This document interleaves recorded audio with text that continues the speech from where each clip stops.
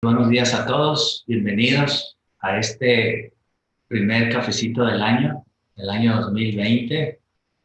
Y pues aprovechando también, desearles a todos pues un feliz año 2020, ¿no? Aprovechando todavía, creo que se vale. Van 13 días y todavía se puede decir feliz año. Muy bien, jóvenes, pues miren, en esta ocasión vamos a platicar de los avisos que hay que presentar al SAT, al RFC, SAT, en este 2020, y vamos a hacer una remembranza así muy rápido porque no habría tiempo de hablar de algunos de los aspectos de la resolución miscelánea fiscal 2020. Más que hablar de la resolución miscelánea fiscal 2020, es hablar un tanto de lo que se reformó en las diversas leyes del 2020 para que tengamos especial cuidado en las reglas misceláneas respecto a esto que se reformó en el 2020. El próximo cafecito que tengamos, debemos de estar hablando de dos cosas importantes. Ahora sí, de los aspectos relevantes de la resolución miscelánea fiscal, y para el próximo cafecito ya debemos de tener listo o ya debe estar publicada la resolución de facilidades administrativas para el sector agrícola, ganadero, silvícola, pesquero y para el sector transporte. Entonces, debemos de estar hablando el próximo cafecito de ya aspectos muy puntuales de resolución miscelánea y de resolución de facilidades administrativas. Hoy vamos a hacer una generalidad nada más muy por encima de lo que debemos de cuidar de la resolución miscelánea. El punto concreto y el punto específico es que estemos atentos a todos los avisos que hay que presentar y que es recomendable presentarlos en el mes de enero. Siempre va a ser recomendable presentar los avisos iniciando el año con fecha de inicio, 1 de enero del año correspondiente, ¿no? Entonces, vamos a iniciar. ¿Qué es lo que vamos a ver? Básicamente, vamos a ver temas que están en facilidades administrativas respecto a los avisos que hay que presentar precisamente, temas que están en resolución miscelánea también para presentar los avisos correspondientes y algunos otros avisos que debemos de estar al pendiente y lo que ya les dije, el efecto de la resolución miscelánea para la reforma fiscal 2020. Ese es el temario. Sí, ¿por qué es importante tener bien claro y preciso todos los avisos que tenemos que presentar? Es importante pues porque obviamente si las diversas leyes, misceláneas, facilidades, decretos, me dan una ventaja competitiva respecto a lo que dice la ley, y esa regla esa ventaja competitiva me pide cumplir ciertos requisitos, pues para poder apegarme a ese beneficio, yo necesito cumplir todos los beneficios. Y precisamente, si dentro de esos requisitos, o sea, para poderme apegar a los beneficios, necesito cumplir ciertos requisitos, entonces, si esos requisitos me piden presentar algún aviso, algún caso de aclaración, y no lo presento, pues entonces quedo fuera de los beneficios que me da esa regla o esa facilidad, ¿no? Entonces, por eso es bien importante que lo tengamos claro. Vamos a empezar con reglas de facilidades administrativas. Recuerden que hay una regla, la regla 1.3, ¿sí?, de la resolución de facilidades administrativas, que todavía no existe. Las facilidades administrativas en el 2020 todavía no existen, todavía no se publican, pero que debemos de estar pendientes de que se publiquen. Seguramente esa publicación debe de venir en estos mismos términos. Y lo primero que me dice es que las personas físicas y morales que por el ejercicio fiscal 2020, insisto, lo que hoy tenemos es nada más para el 2019, ¿no? Pero esperamos que salga para 2020 igual, que opten por realizar pagos provisionales semestrales, deben de presentar su aviso de actualización de actividades económicas y obligaciones fiscales dentro de los 30 días siguientes a la entrada en vigor de la presente resolución. sea, a ver, yo soy un régimen agrícola, ganadero, silvícola, pesquero, y mi interés es presentar el ISR de forma semestral, entonces tengo que presentar un aviso, ¿sale? Ese aviso es con una actualización de mis actividades económicas. O sea, tengo que ir al cuestionario y cuando llego al cuestionario, dentro de las preguntas que me hace, va a llegar un momento en que me pregunta, para efectos de impuestos sobre la renta, optas por, y te van a aparecer los cuadros, semestral o mensual. Entonces ahí le damos semestral y es suficiente. Con eso ya estoy optando por que mis pagos provisionales sean semestrales. Hay que tener cuidado con esto porque acuérdense que la propia regla sigue diciendo que los contribuyentes que por ejercicios anteriores ya hubieran presentado su aviso de opción para hacer, presentar pagos provisionales de ICR o de IVA, porque también puedo optar por pagos de IVA semestral, ya no deberán presentar el aviso correspondiente hasta no cambien la opción elegida. Y una vez ejercida la opción, la misma no puede variarse durante el ejercicio. Entonces, quiere decir que si yo presenté ya en el pasado mi opción de presentar pagos provisionales de ISR semestrales o de IVA de manera semestral, entonces yo ya no debo de seguirlo presentando, salvo que quiera volver a presentar pagos de manera mensual, entonces ahí presento de nuevo la actualización de las obligaciones y le digo a la autoridad que voy a optar por pagos mensuales, ¿no? ¿Qué debemos de cuidar aquí? Aquí en la práctica lo que hemos visto es que el propio SAT, de repente nos modifica las obligaciones. Sin que nosotros hayamos hecho algún trámite, el SAT nos modifica obligaciones. La más reciente modificación que nos hizo de manera unilateral fue que nos puso una obligación de DIOT semestral, pero no nos quitó la obligación de DIOT mensual. Y entonces, cuando sacábamos la de 32, pues resulta que nos salía negativa porque nos faltaba una obligación que nosotros ni siquiera sabíamos que teníamos. Pues entonces, ¿qué es lo recomendable también? Lo recomendable es que periódicamente, por procedimiento, estemos analizando y revisando cada periodo nuestras obligaciones fiscales que tenemos en el SAT. Esto con el fin de estar atentos de que si la autoridad me modifica una obligación de manera unilateral, nosotros estemos rápidamente en conocimiento para hacer lo correspondiente, ¿no? Entonces, eso tenemos que cuidarlo mucho. Y esa sería uno de los primeros avisos que habríamos que presentar, ¿no? Esta otra regla que también está en facilidades administrativas, la regla 1.4, que se refiere a la retención de ISR que le hacemos a trabajadores eventuales del campo. Esta es una opción para, en lugar de aplicar los procedimientos de la ley del impuesto sobre la renta, esto es aplicar tarifa de subsidio y todo eso en la retención del ISR a los trabajadores del campo, podamos optar por retener únicamente el 4% sobre el monto que le pagamos a los trabajadores eventuales del campo. Pero lo que está interesante de esto, lo que debemos de cuidar es que acuérdense que si elegimos esta opción,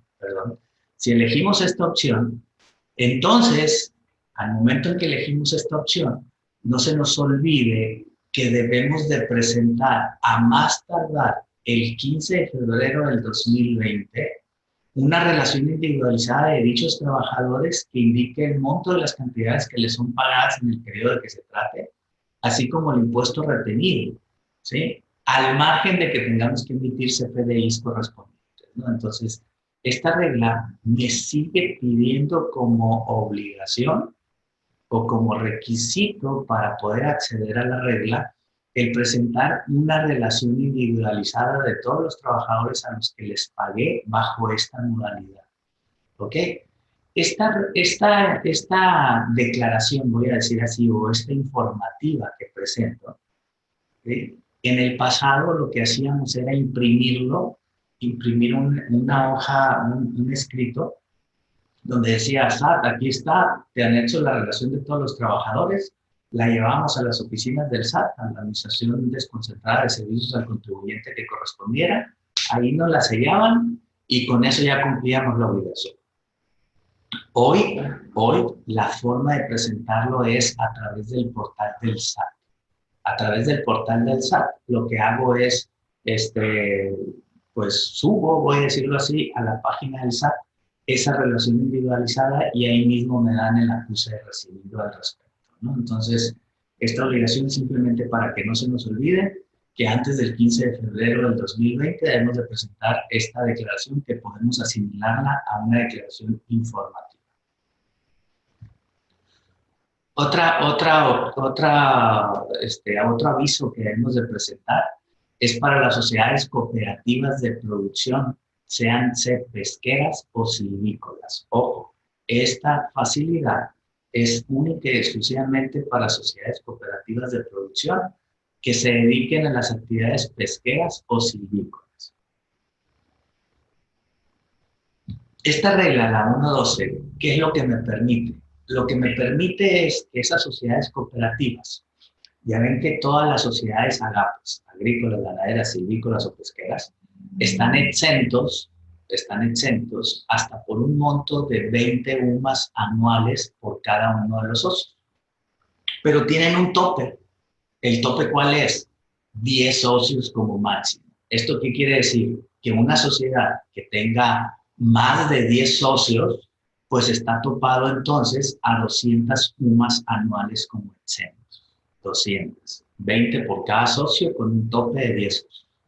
Esta regla lo que permite es que a estas sociedades cooperativas de producción pesqueras o silvícolas pueden dejar de observar el límite de las 200 UMAS a que se refiere el artículo 74, párrafo 11, siempre que al tomar esta opción se proceda de la siguiente manera.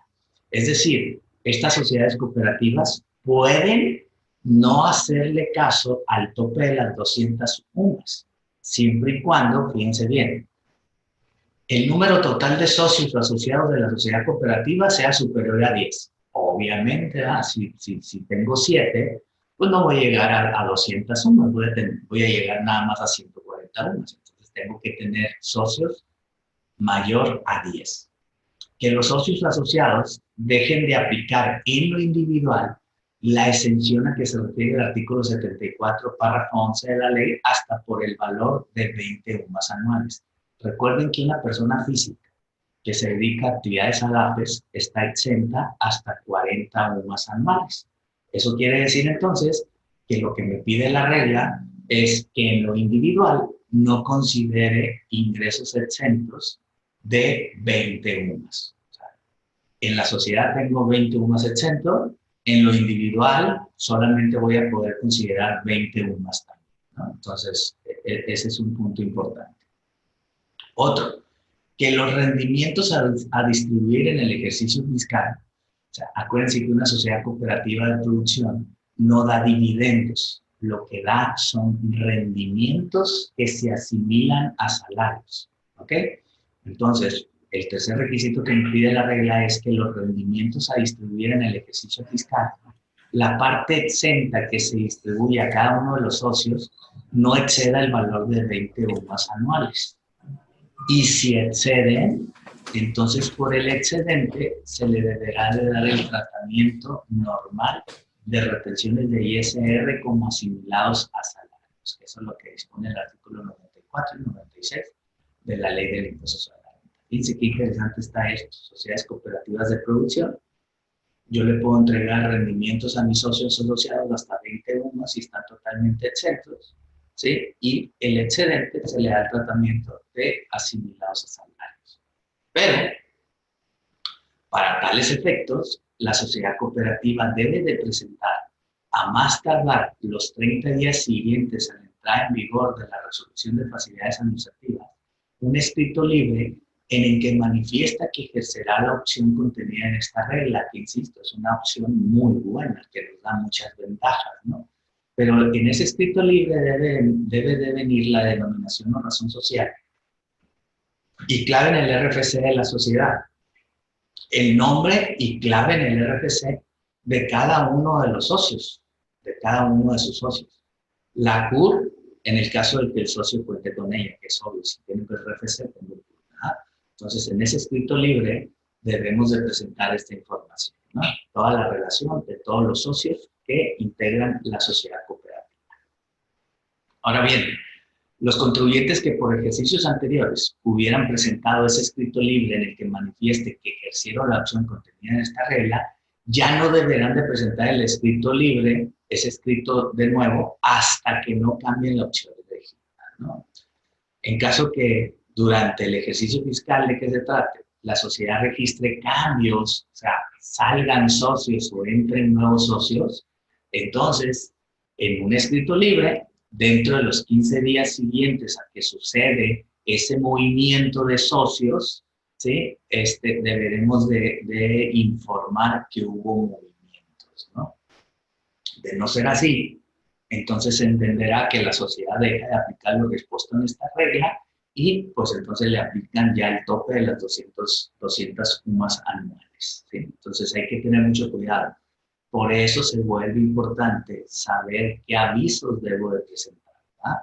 A lo mejor, obviamente, si por mi actividad no me aplican, ¿sí? Pues obviamente pues no lo hago, ¿verdad? Pero es importante saber qué avisos debo de presentar, ¿ok?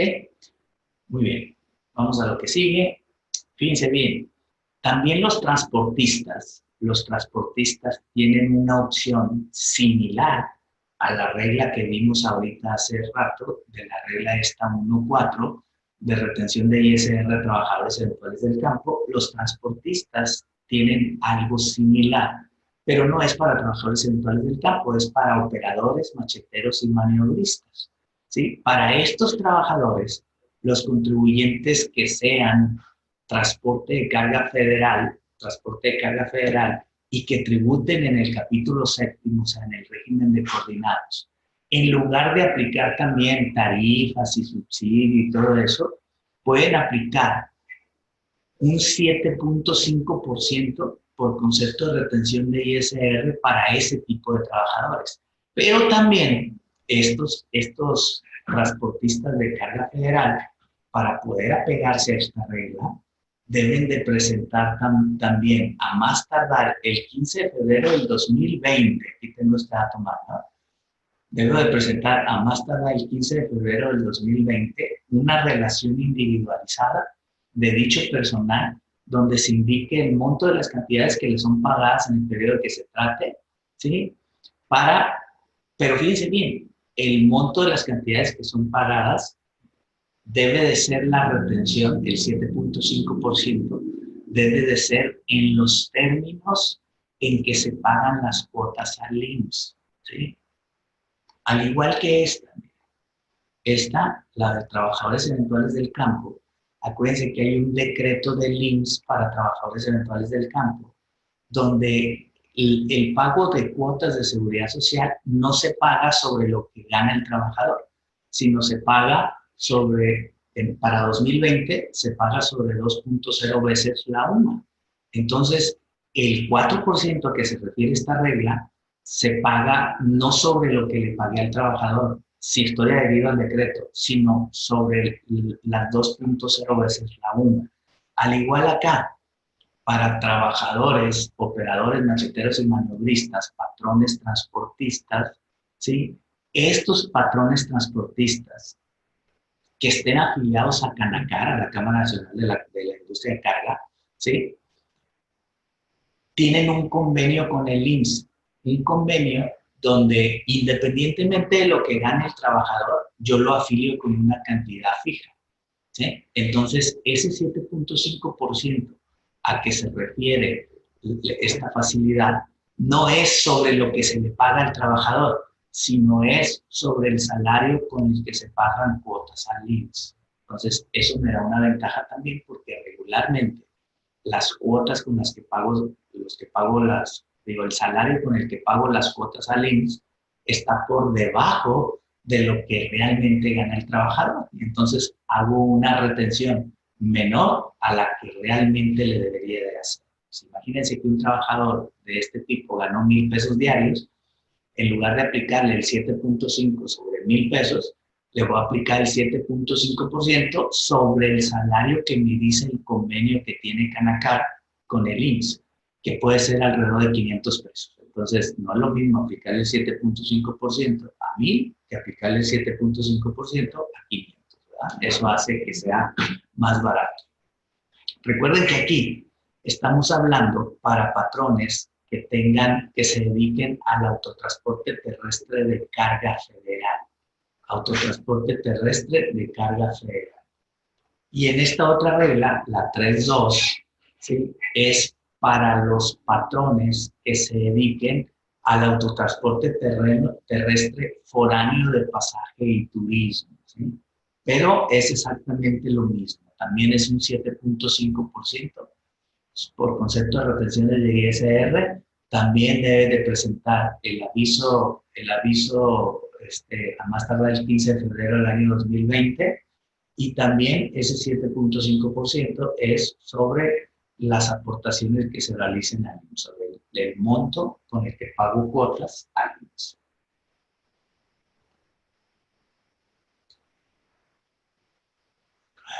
Otro aviso. Ustedes recordarán que una persona física, para poder tributar en el RIF, en el régimen de incorporación fiscal, uno de los requisitos es que no sea socio o accionista de una empresa. Sin embargo, hay una excepción en el artículo 111, fracción 1, incisos A, B y C. Hay una excepción para aquellos socios de personas morales con fines no lucrativos o personas morales que son clubes deportivos, que son socios, pero que son de un club deportivo, para que a pesar de que son socios de una persona moral, puedan tributar en el RIF, ¿ok? Pero fíjense lo que me dice esta regla. Esta regla me dice que para los efectos del artículo 111, fracción 1, incisos A, B y C, que es a lo que me referí ahorita, ¿sí?, las personas físicas que sean socios, accionistas o integrantes de las personas morales a que se refieren dichos incisos, personas morales con fines no lucrativos, o accionistas o integrantes de un club deportivo, por ejemplo, podrán optar por tributar en los términos del título 4, capítulo 2, sección 2, o sea, en el régimen de incorporación fiscal, siempre que ingresen un caso de aclaración a través del portal del SAT, anexando la documentación soporte que consideren pertinente, en la que comprueben que cumplen con la excepción del tipo de socio accionistas o integrantes referidos, para que la autoridad resuelva su aclaración por el mismo medio. O sea, si yo soy socio de una asociación civil que es con fines no lucrativos, obviamente como socio ya no me deja el ser RIF, ser régimen de incorporación fiscal. Entonces subo un caso de aclaración donde demuestro yo que soy socio nada más de esa persona moral con fines no lucrativos o de un club deportivo, por ejemplo, ¿sí?, y el SAT con eso ya me deja tributar en el RIF, ¿no? Eso, la fecha, me sigue diciendo la regla, que dicho caso de aclaración debe presentarse más tardar el último día del mes de febrero del 2020. O sea, en este caso que es bisiesto, 2020 que es bisiesto, pues nos toca a más tardar el 29 de febrero del 2020. Debemos de presentar ese caso de aclaración. Ahora, si soy un contribuyente que voy a iniciar actividades, ¿sí?, entonces debo de presentar el caso de aclaración dentro del mes siguiente, contado a partir de la fecha en que realizo mi inscripción en el RFC. Entonces debemos de tener cuidado con eso, ¿no? Porque si quiero ser RIF, pero soy socio de una persona moral con fines no lucrativos, entonces tengo que presentar ese caso de aclaración a más tardar el último día de febrero del año que corresponde.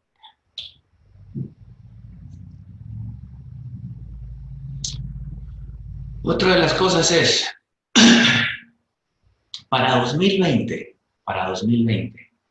hay una adición en la ley del impuesto sobre la renta. Se adiciona el artículo 74B.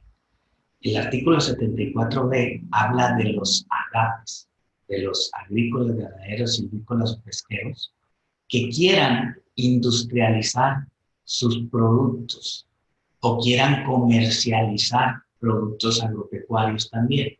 Entonces, les permite este artículo 74B industrializar o comercializar productos agropecuarios hasta ciertos montos. ¿Qué monto? Hasta el monto que no rebase 5 millones de pesos en el año. 5 millones de pesos en el año para alguien que quiere industrializar, la verdad que es nada. Por lo cual, esa adición que se le hizo al artículo 74 al crear el 74B, la verdad es que yo veo como que es una adición inútil, es una adición que no nos va a servir de mucho. Sin embargo, la ley prevé que si yo quiero apegarme a esta regla, entonces debo de ingresar un caso de aclaración a más tardar el 31 de enero del 2020. A más tardar el 31 de enero del 2020 debo de presentar el caso de aclaración para decirle a la autoridad que me voy a apegar a lo que dispone esta regla 2524, ¿no? Que voy a industrializar mis productos y que cumplo los requisitos de no rebasar los 5 millones de pesos en el año, ¿sí? Entonces, le digo, una regla que yo en lo particular creo que no va a servir de mucho, pero que ahí está, ¿verdad? Y que tenemos que atender en su caso.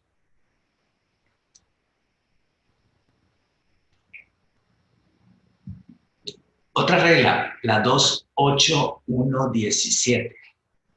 La 28117 lo que me dice o lo que me permite es poder utilizar el portal que se llama Mis Cuentas, ¿ok? El portal que se llama Mis Cuentas. Fíjense, ¿para quién es esta regla? Esta regla es para las personas físicas que se dediquen a actividades agrícolas, ganaderas, silvícolas o pesqueras. También es para las asociaciones religiosas. Si yo no quiero llevar contabilidad e ingresar de manera mensual mi contabilidad al SAT de manera electrónica, entonces esta es una opción. Insisto, solamente para personas físicas agapes, para asociaciones religiosas, ¿sí? Que me dice, para estar exceptuadas de llevar e ingresar de manera mensual su contabilidad electrónica a través del portal del SAT.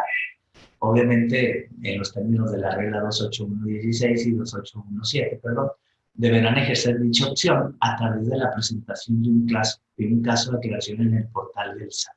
Yo soy una persona física agape o soy una asociación religiosa y quiero cumplir con mis obligaciones a través de mis cuentas. Entonces presento un caso de aclaración donde le digo al SAT que voy a ingresar toda mi contabilidad a través de su portal Mis Cuentas.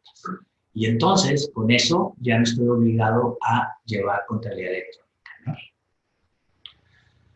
Ese caso de aclaración debe presentarse a más tardar el último día del mes de febrero del 2020. Y en el caso de contribuyentes nuevos o que reanudan actividades, ¿sí? Deberán presentar el caso de aclaración dentro del mes siguiente, contado a la fecha en que realicen su inscripción o su reanudación o actualización del RFC, ¿no?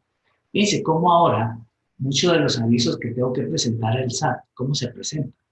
A través de casos de aclaración.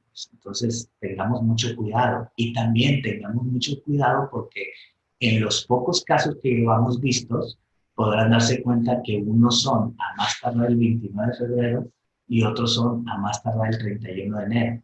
Entonces, no nos confundamos también.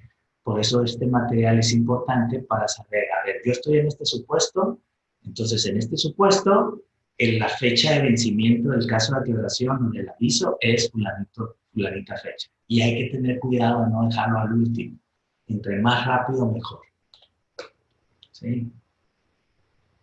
Hay otra regla, la 28120, que me dice qué debo de hacer en los casos en que se me destruyen, ¿sí? Mis registros contables. ¿Qué pasó? Inclusive alguna vez nos pasó aquí en la oficina que hubo una fuga de agua en uno de los baños y el agua empezó a correr por toda la oficina y entre lo que llegó al archivo y el agua pues empezó así, el archivo empezó a absorber hacia arriba, ¿no? Entonces, a pesar de que no solamente se mojó lo que estaba abajo, sino que también como el agua iba absorbiendo hacia arriba, pues hubo un daño importante, ¿no? En esos casos en que se nos pierden los registros contables o queden destruidos o inutilizados. La ley prevé, en este caso a través de la resolución miscelánea, prevé qué es lo que debemos de hacer, ¿sí? ¿Qué me dice? Cuando los libros o demás registros de contabilidad se inutilizan o destruyan total o parcialmente, el contribuyente debe dar aviso a la autoridad fiscal de conformidad con la ficha de trámite 271, diagonal, Código Fiscal de la Federación, que dice aviso por la inutilización, destrucción o pérdida o robo de libros o registros contables contenido en el anexo 1A de la resolución miscelánea. Ahora, el contribuyente tendrá un plazo de 4 meses contados a partir de la fecha en que presente el aviso a que se refiere el párrafo anterior para reponer todos los asientos contables o los asientos ilegibles del último ejercicio o, en su caso, asentar en los nuevos libros o en los registros de contabilidad de que se trate los asientos relativos al ejercicio en que sucedió la inutilización, destrucción, pérdida o robo, pudiéndose realizar de manera concentrada. O sea, puedo realizar de manera concentrada todos los registros contables, ¿no? Entonces, pues ya sabemos qué hacer cuando nos suceda un caso de estos, ¿no? Obviamente, tengo que dar aviso en cuanto me di cuenta de la inutilización de mis registros. Entonces, tengo que dar el aviso. Y a partir de que presento el aviso, tengo 4 meses para restaurar toda mi contabilidad, ¿no? Entonces, hay que tener cuidado con esto. Otra regla que es muy, pero muy importante, sobre todo para todas las empresas AGAPES. Para todas las empresas AGAPES, tengan en cuenta la regla 33124. Ustedes saben que como empresa AGAPE, desde que nazco AGAPE, desde que nazco agrícola, ganadera, silvícola o pesquera, nazco con los ingresos exentos como un derecho. Pero resulta que los ingresos exentos, en algunos casos, pueden no serme útiles. Es más, pueden hasta perjudicarme los ingresos exentos. Porque hay un artículo, bueno, hay dos, el artículo 28, fracción 2, y el 103, último párrafo de la ley del impuesto sobre la renta, que me dice que cuando yo tengo ingresos exentos, mis gastos e inversiones serán no deducibles en la proporción que representan los ingresos exentos del total de los ingresos del contribuyente. Entonces, esa no deducibilidad de una parte de mis gastos y mis inversiones puede hacerme que no me convenga utilizar ingresos exentos. Porque si yo tengo una parte de gastos e inversiones no deducibles y esos gastos e inversiones tienen IVA, pues no voy a poder recuperar el IVA de esos gastos, de esas inversiones. Entonces, la forma en que me puedo quitar de encima los ingresos exentos es a través de esta regla 33124. Y fíjense lo que me dice la regla. Dice, para los efectos del artículo 28, fracción 2 y 103, último párrafo, la ley del ISR, las personas morales dedicadas exclusivamente a actividades AGAPES, así como las físicas que se dediquen a esas actividades, podrán deducir sus gastos e inversiones que reúnan requisitos fiscales sin aplicar la proporción derivada de los ingresos exentos, siempre que acumulen en el ejercicio de que se trate el monto que en su caso le correspondiera a los ingresos exentos. ¿Ok? Entonces, con esto, yo me quito los ingresos exentos y, por lo tanto, mis gastos e inversiones serán deducibles al 100%. Y si mis gastos e inversiones son deducibles al 100%, entonces mi IVA pues es acreditable también al 100%, ¿no? Pero fíjense, ¿qué me dice la regla?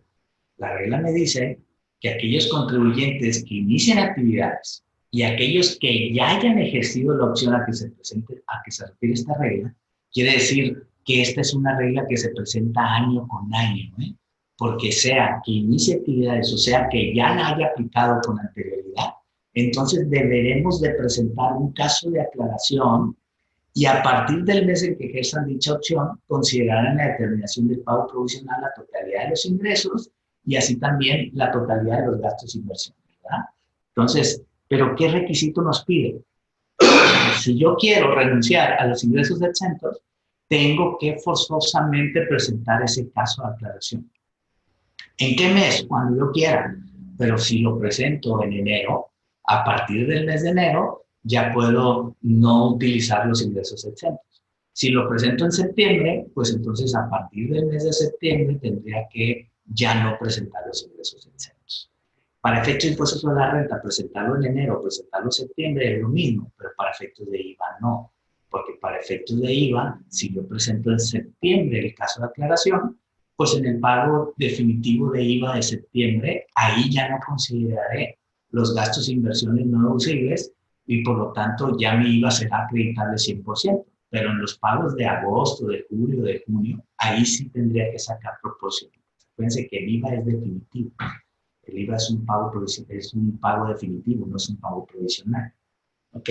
Entonces, esta regla es muy importante. Todos los agapes que quieran renunciar a los ingresos exentos, lo recomendable es que en este mes de enero presentemos este caso de aclaración, renunciando básicamente a los ingresos exentos. ¿Ok? Otro aviso. Los contribuyentes RIF, los regímenes de incorporación fiscal, esos contribuyentes pueden optar por, en lugar de decir ingresos acumulables menos deducciones autorizadas, digan ingresos acumulables por coeficiente de utilidad. ¿Sí? Aunque suene raro, es una persona física, RIF, que puede optar por, en lugar de decir ingresos menos deducciones, diga ingresos por coeficiente. ¿Ok? Y esta regla, pues me dice qué es lo que debo de hacer si quisiera hacer eso, ¿no? Dicen las personas físicas que al 31 de diciembre del 2019 se encuentran tributando conforme al título 4, capítulo 2, sección 2, o sea, RIF, que por el ejercicio fiscal 2020 opten por realizar pagos provisionales bimestrales, aplicando al ingreso acumulable del periodo que se trate el coeficiente de utilidad que corresponde en términos del artículo 14 de la Ley del Impuesto sobre la Renta, deberán ejercer dicha opción a través de la presentación de un caso de aclaración en el portal del SAT, a más tardar el 31 de enero del 2020, con efectos a partir del 1 de enero del 2020. O sea, fíjense cómo si yo soy RIF y quiero utilizar el coeficiente de utilidad, debo de subir un caso de aclaración diciéndole al SAT que quiero utilizar el coeficiente de utilidad a más tardar el 31 de enero. Pero, aunque lo presente el 31 de enero, sus efectos son a partir del 1 de enero del 2020. ¿Ok? Y aquellos contribuyentes que comiencen a tributar en el RIF a partir del 1 de enero del 2020, o sea, RIF nuevos que iniciaron operaciones en el 2020, podrán ejercer la opción prevista en el párrafo anterior a partir del 1 de enero del 2021, presentando el aviso a más tardar el 31 de enero del 2021. Esta opción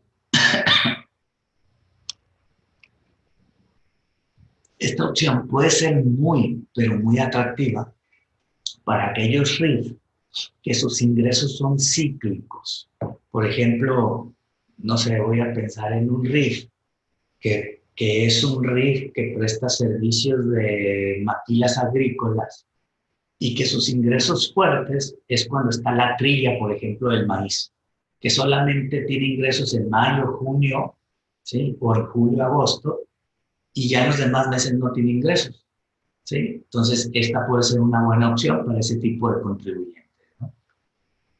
Nomás, acuérdense que hay que presentar el caso de aclaración en las fechas, a más tardar las fechas que la propia regla me dice, ¿no?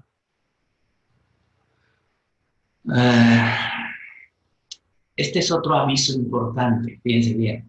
La regla 321.5.1 me dice, ¿sí?, que para los efectos del artículo 27, 29 y bla, bla, bla, bla, ¿sí?, que está contenido en el decreto, un decreto que se publicó el 30 de noviembre del 2016 y que hoy todavía sigue vigente ese decreto, ¿sí? Este decreto lo que permite es que ciertas personas morales comunes y corrientes, una persona moral SASB, una persona moral SDRL que se dedica a comercializar algo, por ejemplo, ¿sí?, que sus ingresos no rebasen de 5 millones de pesos, pueden optar por considerar como ingreso acumulable lo efectivamente cobrado. Y pueden optar por considerar las deducciones autorizadas las efectivamente pagadas, no como normalmente tributan las personas morales, ¿sí? Pero Para poder hacer esto, debemos de presentar el aviso de actualización de actividades económicas y obligaciones de acuerdo con la ficha de trámite 71 CFF, ¿sí? Del Código Fiscal de la Federación. Aviso de actualización de actividades económicas y obligaciones, ¿sí? A más tardar el 31 de enero del 2020. Yo soy una persona moral que quiero acumular los ingresos hasta que los cobre y no rebaso los 5 millones de pesos, entonces puedo presentar este aviso de actualización de actividades económicas, y con eso voy a acumular y a deducir conforme a cobro o conforme a pago.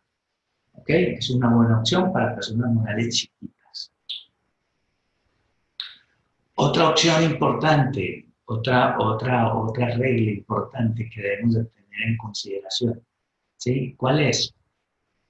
Es aquellos contribuyentes que apliquen el estímulo del diésel, el crédito diésel, pero esta regla 9.2 es exclusivamente para contribuyentes que apliquen el estímulo diésel, que se dediquen exactamente a actividades pesqueras, ¿sí? Y que ese diésel lo apliquen exclusivamente en vehículos marinos, ¿sí? Esos contribuyentes, para poder tener derecho a la aplicación del crédito diésel, deben de cumplir con lo dispuesto en el 32D, o sea, sus obligaciones deben de estar al día, ¿sí? Deben de presentar a más tardar el 31 de marzo del 2020 a través de buzón tributario un aviso en el que señalen que aplicarán en el 2020 ese estímulo fiscal, ¿sí? Y en ese aviso debo de anexar la información de las embarcaciones que son de su propiedad o que se encuentren bajo su legítima posesión, en la que van a utilizar el diésel o el biodiesel.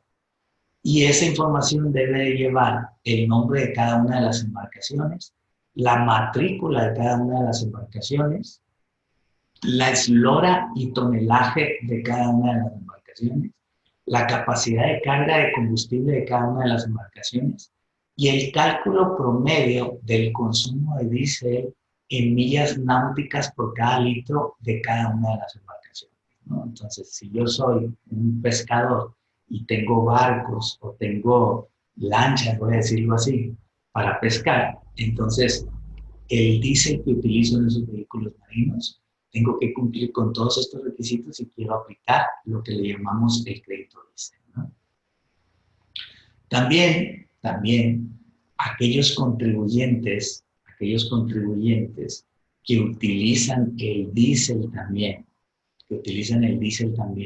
pero que se dedican a actividades agropecuarias o a otras actividades empresariales, ¿sí? Y así también los que se dediquen a actividades de transporte que quieran aplicar el crédito diésel, estos contribuyentes deben de presentar también un aviso, ¿sí? ¿Cuál es el aviso? El aviso es la ficha de trámite 3LIF, aviso que presentan los contribuyentes manifestando la aplicación del estímulo fiscal que se otorga por el diésel o biodiesel cuando su uso sea automotriz para transporte público y privado de personas o de carga. Ese es para el diésel que se utiliza en transporte. Y el 4LIF, que es el que realizan actividades empresariales, que para determinar su utilidad puedan deducir el diésel que adquieran o importen para consumo final, siempre que se utilice exclusivamente como combustible en maquinaria en general. Aquí es lo que caben los agapes también, ¿sí? Entonces, todos aquellos contribuyentes que utilizan diésel y que quieren aplicar el crédito diésel deben de presentar este aviso, ¿sí? ¿Cuándo deben de presentarlo? Cuando apliquen por primera vez dicho estímulo en la declaración de pago provisional definitiva o en la declaración anual, según se trate, dentro de los 15 días siguientes a la presentación de la primera declaración en la que se aplique el estímulo. Aunque la regla dice esto, la recomendación ¿cuál es? Presenten estas fichas de trámite siempre durante el mes de enero. Obviamente la 3 si es transporte, la 4 si es actividades empresariales, o ambas si utilizo el diésel en ambas actividades, ¿no? En transporte o en maquinaria en general de actividades empresariales.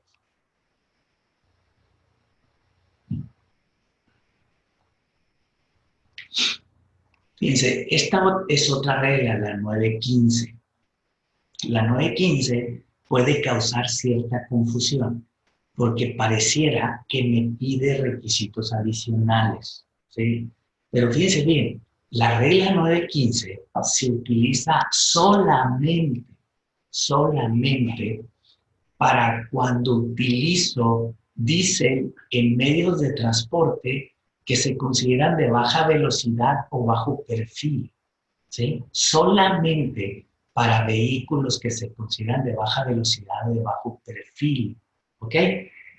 Si yo utilizo una maquinaria que no es considerada o no se considera como de baja velocidad o bajo perfil, esta regla no me aplica, ¿sí? Pero si tengo vehículos que se consideran de baja velocidad o bajo perfil, entonces esta regla sí me aplica. Y fíjense bien, ¿qué es un vehículo de baja velocidad o bajo perfil? Hay una definición en la ley, en resolución miscelánea, que me dice qué es un vehículo de baja velocidad o bajo perfil. Me dice que son aquellos que por sus características no pueden circular por caminos federales o vecinales, o sea, no puede, no puede transitar por carreteras, voy a decirlo así. Como qué vehículos no pueden transitar por carreteras. Pues, por ejemplo, un bulldozer, por ejemplo, de los que se usan en las minas, de los que sirven para desmontar, por ejemplo, pero que son unas máquinas muy grandes, ¿sí? Esos no pueden circular por carreteras o caminos. Entonces, esos son a los que le aplica esta regla en específico. A lo mejor un tractor, una trolladora, una cosa de esas no le aplica esta regla en específico, pues, ¿ok? ¿Cuáles son los requisitos que me pide esta regla para poder aplicar el crédito diésel? Hay que contar con el título de concesión o de asignación minera expedida por la Secretaría de Economía. Fíjense cómo básicamente lo que está haciendo esta regla es ubicando a vehículos que se utilizan en minas solamente para considerarlos como transportes de baja velocidad o bajo perfil. Haber obtenido en el ejercicio inmediato anterior al de la aplicación del estímulo fiscal ingresos brutos totales anuales por venta o enajenación de minerales y sustancias a que se refiere la ley minera menores a 50 millones de pesos. Con este requisito, básicamente nos dejan por fuera la posibilidad de aplicar este estímulo. Porque díganme, ¿qué mina tiene ingresos menores a 50 millones de pesos? Pues, o sea, realmente es lastimoso. Este requisito es nuevo, este requisito lo acaban de aplicar. Este requisito también se lo pusieron a lo que es a las actividades agrícolas, ganaderas, silvícolas, pesqueras, a las demás actividades empresariales, pero a esas actividades empresariales le dejaron un tope de 60 millones de pesos. Y a los transportistas que quieran deducir las cuotas de peaje o acreditar más bien las cuotas de peaje contra el impuesto sobre la renta causado, le pusieron un tope de hasta 300 millones de pesos de ingresos. O sea, sé que la característica para este 2020 en cuanto al estímulo de crédito diésel es que me lo están topando, ¿sí? En cuanto a estos beneficios, esos estímulos me los están topando. No cualquier contribuyente puede acceder a este tipo de estímulo fiscal, ¿no?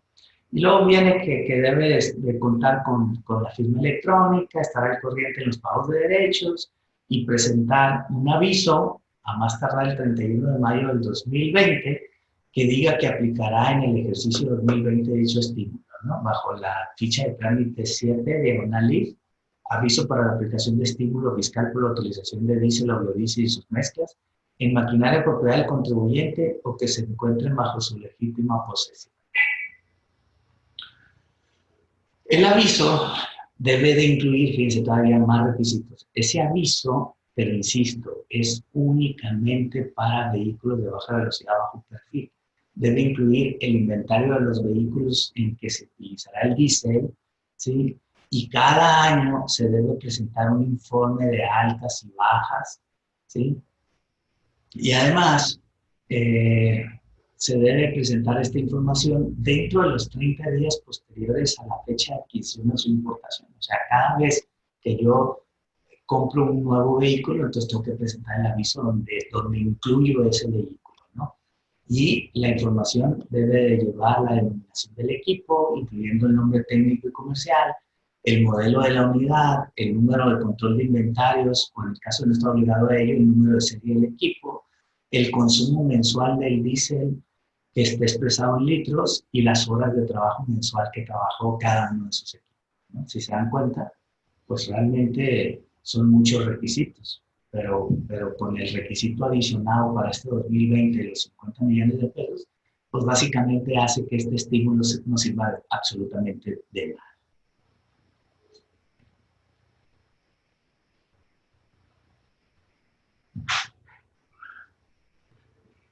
Fíjense bien, esta otra regla, 1142, lo que me da esta regla, ustedes saben que hay un decreto que se publicó el año antepasado, 2018, que inició en el año 2019, que habla sobre el estímulo a la región fronteriza. ¿Sí? ¿Qué estímulos son esos?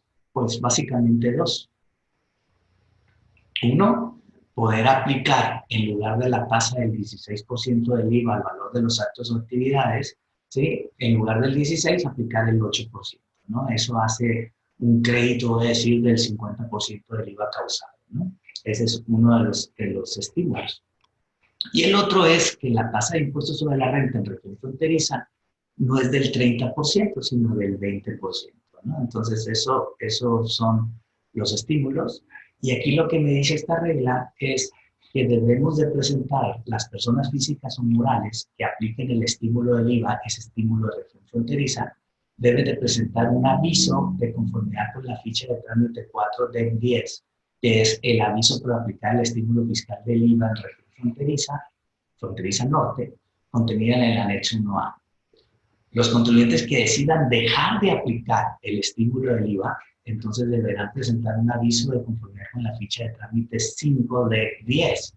Aviso para dar de baja el estímulo fiscal del IVA en región fronteriza norte, ¿no?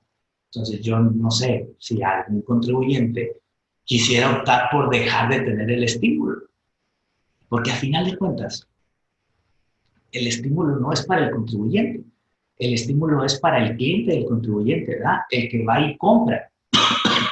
El que va y compra, si llega a un establecimiento que está adherido al decreto, pues va a pagar un 8% del IVA. Pero si el contribuyente al que voy y le compro, al establecimiento que voy y le compro, ese no está adherido al decreto, pues yo, consumidor, le voy a pagar el 16% del IVA. Entonces, no, eso sería como una competencia entre dos empresas que se dedican a lo mismo, ¿no? Si yo quiero ir a comprar un teléfono, pues voy a ir a comprarle el teléfono al contribuyente que me va a cobrar el 8% del IVA y no voy a ir a comprárselo al que me va a cobrar el 16%, ¿verdad? Porque entonces me va a salir más caro. Pero bueno, al final de cuentas, la regla prevé dos avisos. Uno para darse de alta en el estímulo o en el decreto, y otro es para darse de baja el decreto del estímulo.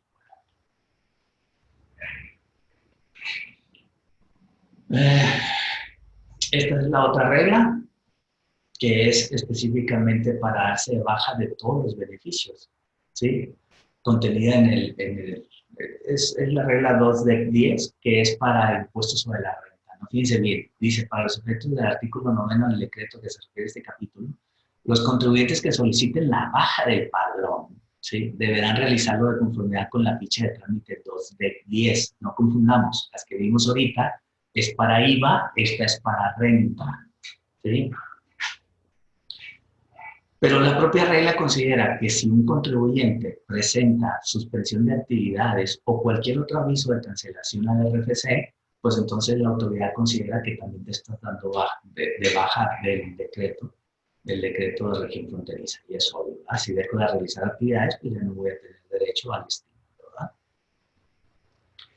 Otra regla, 12.2.2. ¿Qué tiene que ver esta regla 12.2.2? Pues tiene que ver con las famosas prestaciones a través de plataformas digitales, ¿sí?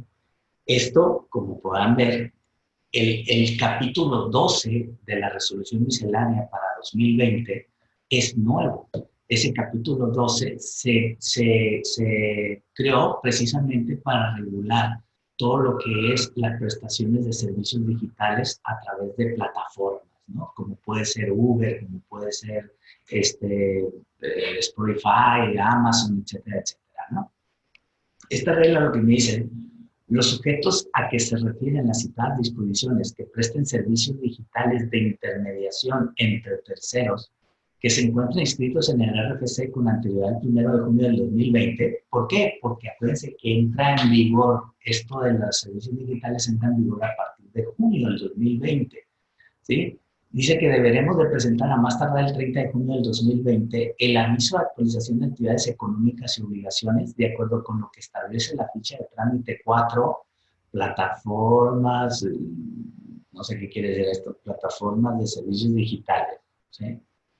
Aviso de actualización de actividades económicas y obligaciones para plataformas que presten servicios digitales de intermediación entre terceros. Así que si por ahí tenemos a un contribuyente que lo que hace es prestar servicios a través de plataformas digitales, pues esta es una nueva obligación que va a tener que actualizar sus actividades económicas en el SAT para dar aviso de que se dedican a eso, ¿no? Además, las personas físicas o morales presentarán todos los siguientes avisos. Fíjense bien.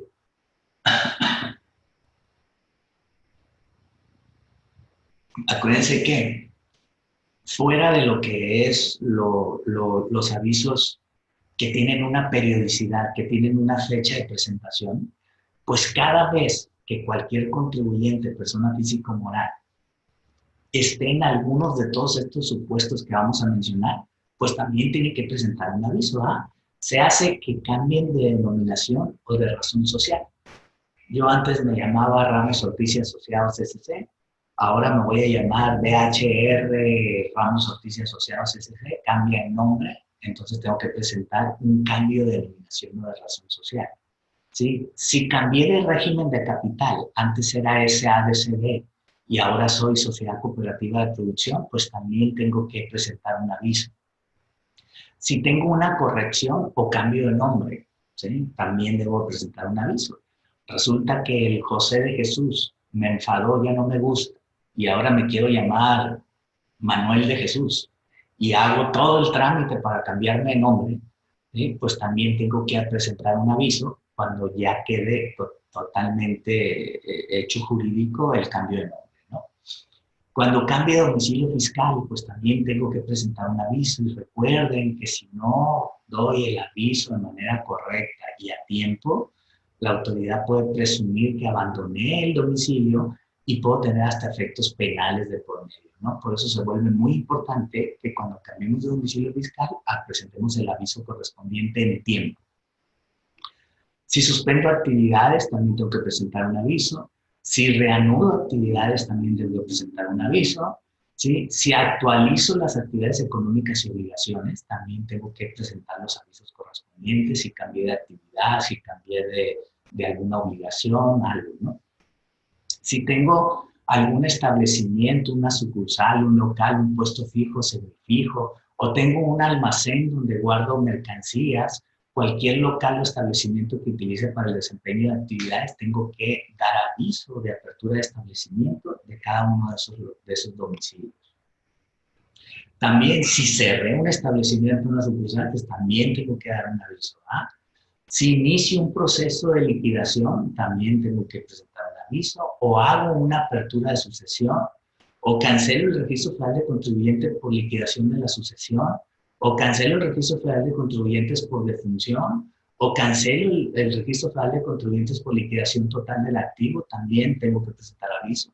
Si cancelo el registro federal de contribuyentes por cese total de las operaciones, si cancelo el registro federal de contribuyentes por una fusión de sociedades, si cambio de residencia fiscal o si inicio el procedimiento de concurso mercantil, todos estos tengo que, al margen, estos no tienen periodicidad, sino tienen, cuando suceda el caso, tengo que presentar todos estos avisos, ¿no? Entonces, pues es importante que estemos atentos, porque recuerden que para 2020, pues tenemos circunstancias muy importantes que me pueden afectar si no presento los avisos correspondientes, ¿no?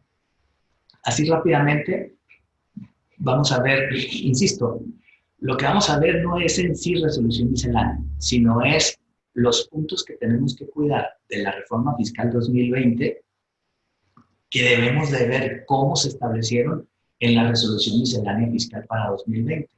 En el próximo cafecito veremos resolución miscelánea completa, ¿no?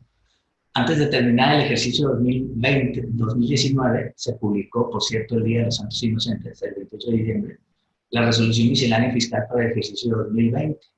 Y como era de esperarse, en sus 12 títulos se establecen los procedimientos, procesos o pasos que habrá de seguirse para dar cumplimiento a las nuevas disposiciones fiscales, ¿no? O sea, tenemos que estar pendientes de resolución miscelánea, porque en miscelánea lo que nos da miscelánea es los procedimientos, los requisitos o todo lo que debemos de cumplir que está en relación a las diversas leyes, ¿no? Por eso es que en resolución miscelánea se aclaran ciertos puntos de la ley del impuesto sobre la renta, del IVA, del impuesto especial sobre producción y servicios, del Código Fiscal de la Federación, de la ley de ingresos de la Federación, entre otros, ¿no?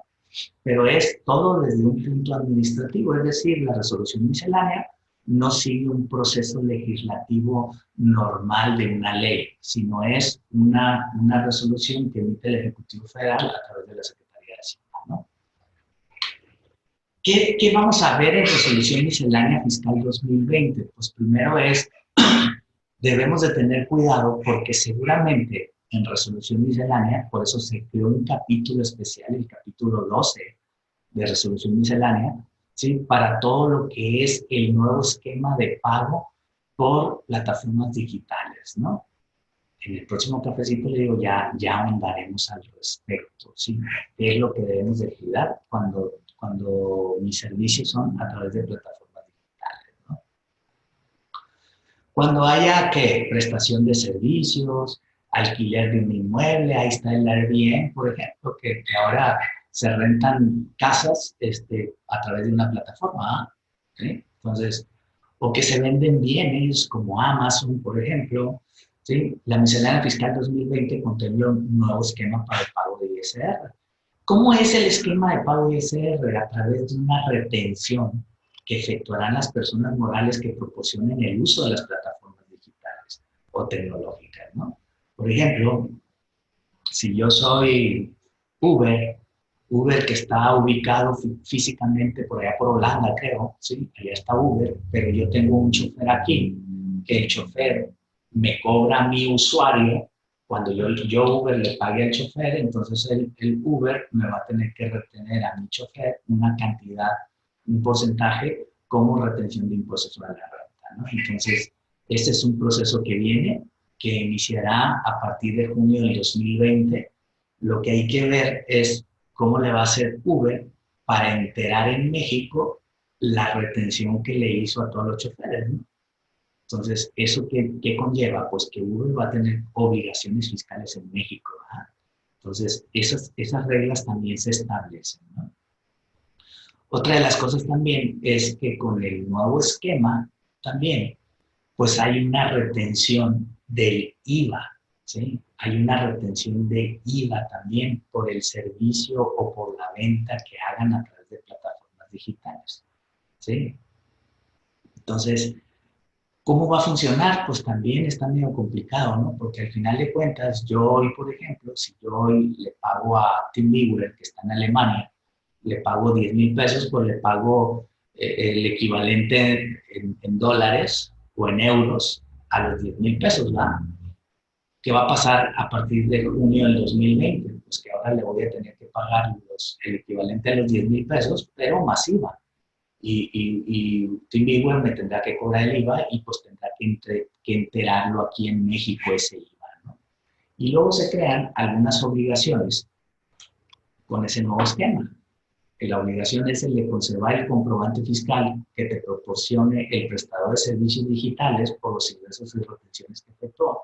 Hay que expedir comprobantes fiscales digitales por los ingresos percibidos. Hay que presentar el aviso para considerar las retenciones definitivas, tanto para ISR como para IVA. Proporcionar al prestador de servicios digitales datos como nombre, RFC, CUR, domicilio fiscal y clave bancaria. Y de no proporcionar los datos, ¿sí? Entonces se podrá efectuar una retención del 20% sobre el total de los ingresos y obviamente ningún contribuyente va a querer estar en ese supuesto de retener el 20%. ¿No?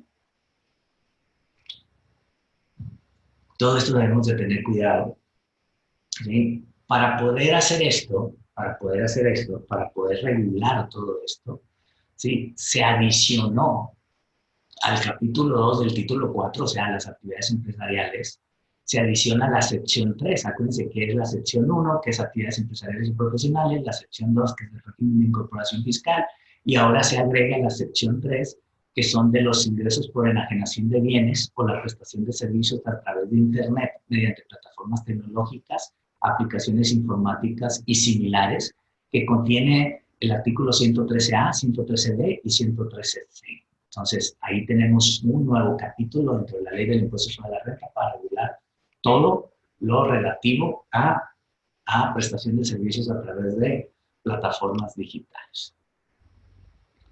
Otra de las cosas que ya les dije es que el régimen del sector primario incorpora la industrialización y comercialización, pero lamentablemente esta incorporación pues le ponen un tope de ingresos que no excedan de 5 millones de pesos en el año, ¿sí? Lo cual quiere decir entonces que si yo soy una AGAPE que quiero industrializar algo, mis productos, por ejemplo, yo quiero, no sé, yo siembro mango y lo que quiero hacer con el mango es hacer mermelada de mango y enlatarla y venderla como lata de mermelada, ¿sí?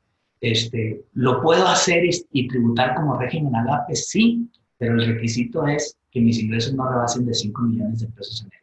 Entonces, esto hace que realmente el beneficio quede nulo, quede nulatorio, pues, porque no le veo quién quiere industrializar algo, pero que sus ingresos no rebasen de 5 millones de pesos en el año. Pero bueno, ahí está, ¿no? Otra cosa que tenemos que estar atentos en resolución miscelánea es porque acuérdense que también hubo una reforma para 2020 que dice que los arrendadores que mediante juicio de arrendamiento inmobiliario soliciten que se condene al arrendatario para el pago de rentas vencidas, la autoridad judicial deberá requerir que se compruebe haber emitido los FDIs correspondientes por concepto de arrendamiento, ¿sí? Entonces, esto queda como resultado que si yo tengo un inquilino y el inquilino no me paga y yo voy y lo demando, el juez me va a pedir todos los FDIs que me debe el inquilino, ¿sí? Y si yo no se los entrego, entonces simple y llanamente el juez no le va a dar entrada a mi demanda. Entonces, ¿esto a qué conlleva? Pues conlleva que ahora sí, cada mes yo tengo que emitir el comprobante fiscal digital de la renta, aunque diga Juan López, o Juan Pérez nada más, sin todos los datos de RFC, pero tengo que expedirlo a nombre del inquilino para poder, que en un dado caso de que no me pague, ¿sí?, poder demandarlo, ¿no? Ahora, fíjense, en caso de no acreditar la emisión de dichos comprobantes, la autoridad judicial deberá informar al SAT la omisión mencionada en un plazo máximo de 5 días contados al partir del vencimiento del plazo que la autoridad judicial haya otorgado para dicho requerimiento. Imagínense, o sea, el juez no solamente no le va a dar entrada a mi demanda, sino aparte le va a decir al SAT que yo he pretendido cobrar renta todos estos meses y no los he cobrado. O sea, entonces, tengo doble castigo, ¿no? También hay una deducción adicional de un 25% del salario pagado a personas con discapacidad. Si yo contrato a alguien que tiene alguna discapacidad motriz, mental, auditiva o de lenguaje, pero más del 80%, o sea, bastante fuerte, yo creo que esto desinhibe mucho en la contratación, ¿no? Puedo deducir, además del pago de salario que le haga a esa persona, un 25% adicional, ¿no? Como una deducción ciega, voy a decirlo así, ¿no? Yo le pago 10,000 pesos a esa persona, voy a deducir 12,500, un 25% adicional. Pero sí, la verdad es que el requisito es bastante fuerte, ¿no? Que tenga una discapacidad de más del 80%. Pues, o sea, sí está fuerte. Un tema que nos ha estado trayendo medio locos totalmente es el tema de la retención del IVA en la prestación de servicios. ¿Sí?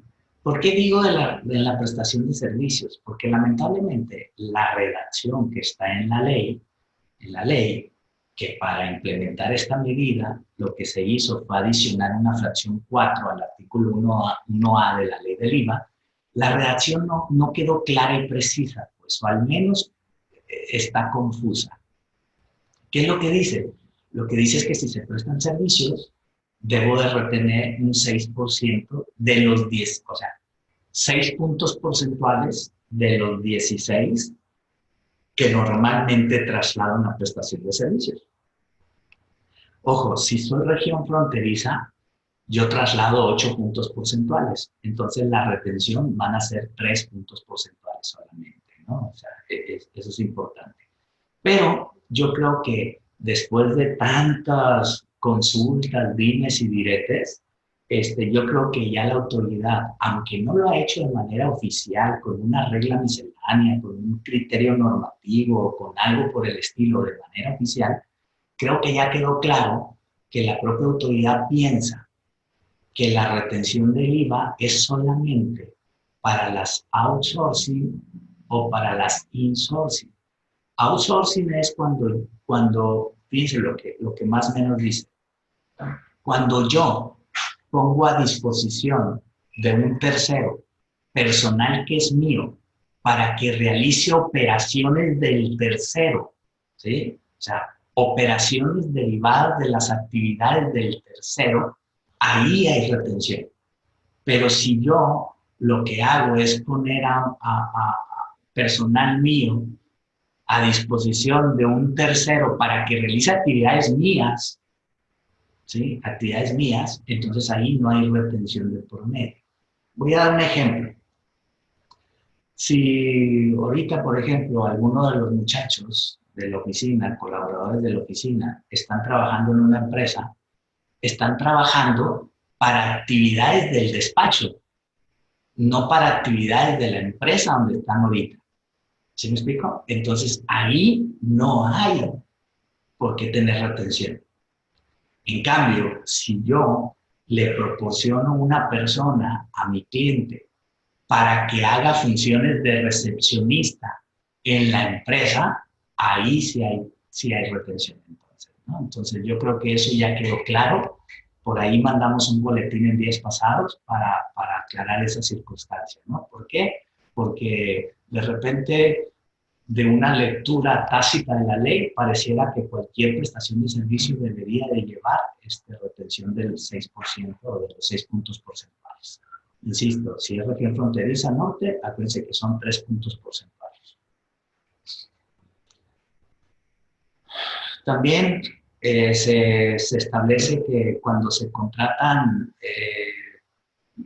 transporte público, pero a través de plataformas digitales, los oferentes no se consideran que está proporcionando servicios de transporte, siempre y cuando los vehículos que se proporcionen el servicio sean de uso particular, ¿no? Para esto se modificó el artículo 15, fracción 4, o fracción 5 de la ley del IVA, ¿no? Otro punto que es importante e interesante, fíjense que está medio raro, ¿sí? Habría que analizar muy bien lo que la resolución miscelánea diga al respecto.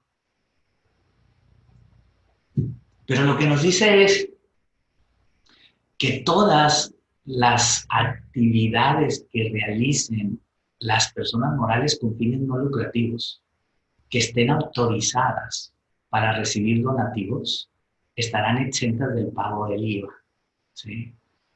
Lo que me da una circunstancia de decir, a ver, yo soy una persona moral con fines no lucrativos y estoy autorizado para recibir donativos, pero voy y hago una campaña publicitaria para un cliente, por ejemplo, para una empresa, ¿sí? Entonces, cuando yo le cobré, yo, persona moral con fines no lucrativos, cuando le cobré, consideré como tasa exenta el cobro que le estoy haciendo a esa empresa. Si yo le vendo algo, también se considera como tasa exenta, ¿sí? Esto viene a cambiarnos mucho el aspecto de la ley del IVA, porque acuérdense que la ley del IVA no grava a contribuyentes, lo que grava son actos o actividades, eso es lo que grava, actos o actividades, a los contribuyentes que realicen esos actos o actividades. Pero aquí es una excepción, porque si el contribuyente es una persona moral con fines no lucrativos que está autorizada para recibir donativos, entonces los actos o actividades se consideran todos exentos. Pues. Entonces, esto es importante para poder implementar esta medida. Se adiciona una fracción 10 al artículo 9, se adiciona una fracción 7 al artículo 15 y una fracción 1 al artículo 20, ¿no?, de la ley del IVA. También tenemos que estar atentos a lo que dice la resolución miscelánea respecto a las modificaciones que hubo para 2020 respecto a este nuevo artículo 5A del Código Fiscal de la Federación, donde se establece la implementación de una regla general que la autoridad le denominó la ley antiabuso. ¿Sí? La ley antiabuso. Debo decirles también que este esquema ya se usa en otras partes del mundo, pero apenas se está incorporando al marco legal en México. Lo que el SAT puede hacer a través de esta modificación es que él pueda redefinir los actos jurídicos del contribuyente auditado y puede el SAT decir que esta erogación que hizo el contribuyente carece de razón de negocios. Y si carece de razón de negocios, quiere decir que no trae un beneficio económico para la empresa.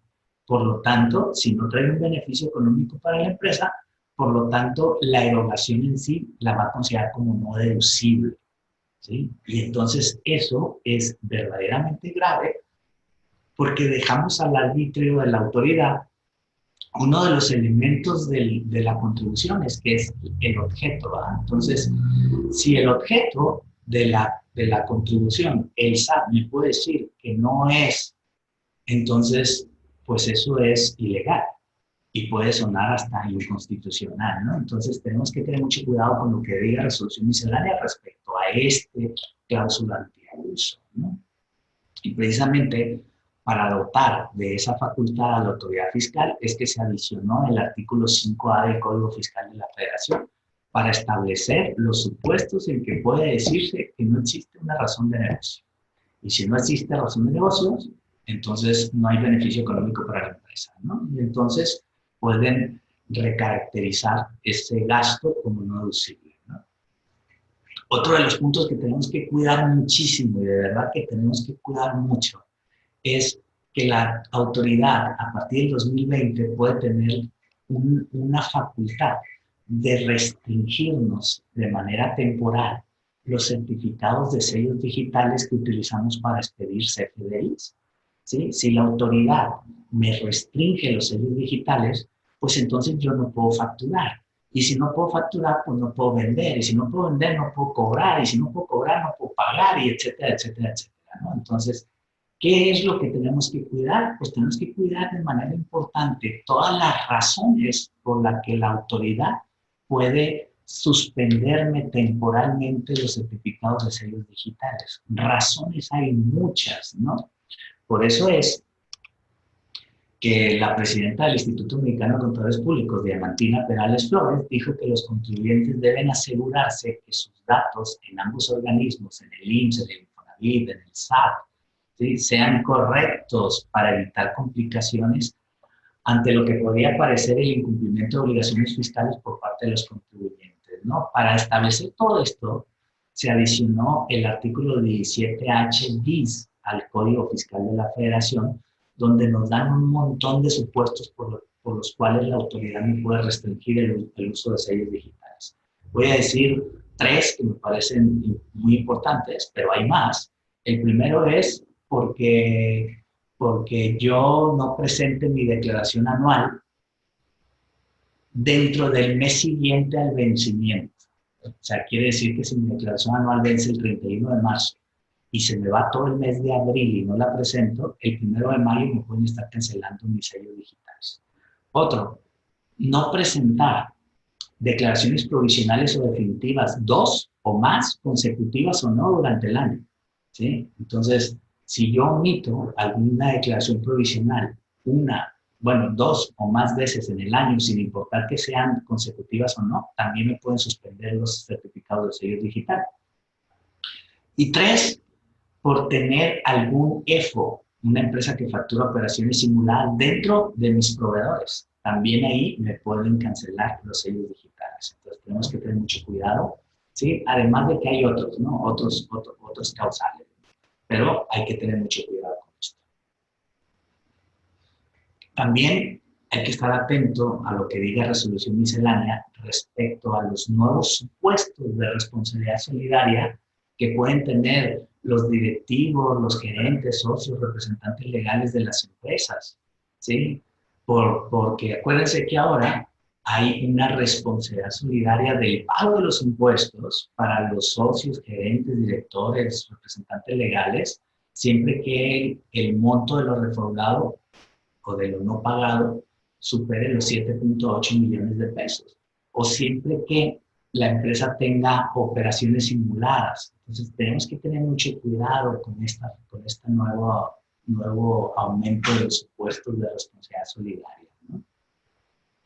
Que insisto, estos temas hay que cuidarlos mucho en la reforma fiscal de 2020. La idea es dejar aquí nada más lo que tenemos que ir a ver en resolución miscelánea respecto a estos temas, ¿no? Que como ya lo dije, en el próximo cafecito vamos a ahondar importantemente en resolución miscelánea sobre estos temas en específico, ¿no? Otra de las cosas es que debemos de mantener actualizado el buzón tributario, porque si no lo tenemos actualizado y vigente y activo, esa es otra de las razones por las que me pueden restringir los certificados de sellos digitales. Así que hay que tener mucho cuidado con estar atentos a que mi buzón tributario esté activo permanentemente.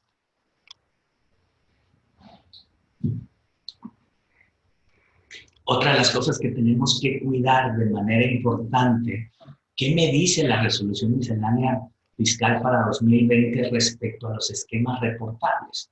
Como ustedes saben, a partir de 2020, aunque su reporte va a ser a partir del 1 de enero del 2021, pero a partir del 2020, todos los asesores fiscales y los contribuyentes van a tener que revelar ante el SAT todos los esquemas que el SAT o que traigan un beneficio fiscal a las empresas, ¿sí? Que generen un beneficio fiscal o puedan generar un beneficio fiscal a las empresas, entonces el asesor fiscal o la empresa tendrá que reportárselo al SAT y decirle en qué consiste el esquema, quiénes participaron en el esquema, qué beneficios económicos le trae a la empresa, beneficio fiscal económico le trae a la empresa, quiénes participaron, etcétera, etcétera, etcétera, ¿no? Entonces debemos de tener mucho cuidado con esto. ¿Qué es lo que nos va a decir resolución miscelánea fiscal respecto a estos esquemas reportables, ¿no? También tenemos que cuidarlos mucho. Simplemente no me resta más que despedirme, reiterar que ojalá este año 2020 sea un año que nos dé primeramente salud, porque eso es lo principal, ¿sí? Y que sea un año de muchos. Buena semana. Saludos.